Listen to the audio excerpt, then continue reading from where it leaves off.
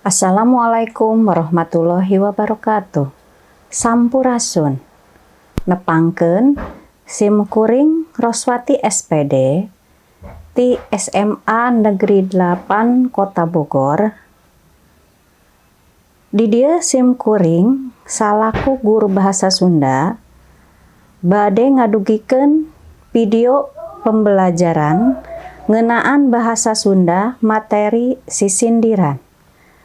Di mana materi sisindiran ieu diulangkeun di kelas 11, boh kelas 11 IPA maupun kelas 11 IPS.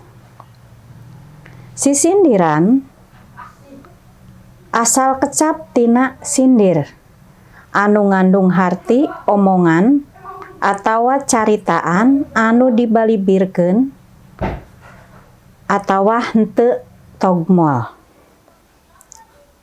Sisindiran nyaeta karya sastra anu ngagunakeun rakitan basa anu dibalibirkeun.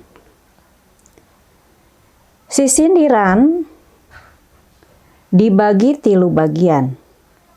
Nu kahiji disebut rarakitan, nyaeta sisindiran anu diwangun ku cangkang jeung eusi.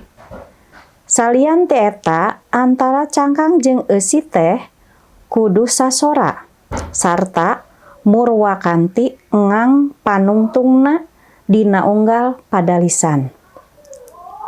Nu kadua paparikan nyaeta asal kecapna tina parek nyaeta padeukeut sora. Nu katilu wawangsalan.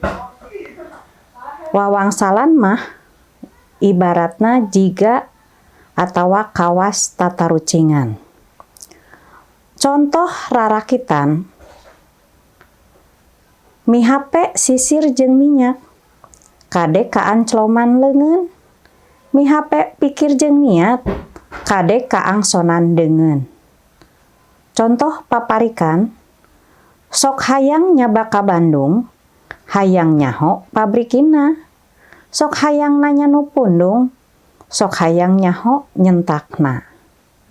Contoh wawangsalan, teu beunang di hurang sawah, teu beunang di pikamemet. Di mana di dieu wangsalna atawa tarucingna atawa eusina nyaeta simet. Panginten mung sakitu materi sisindiran ngeunaan jenis-jenis sisindiran. Hatur nuhun kasadayana. Assalamualaikum warahmatullahi wabarakatuh.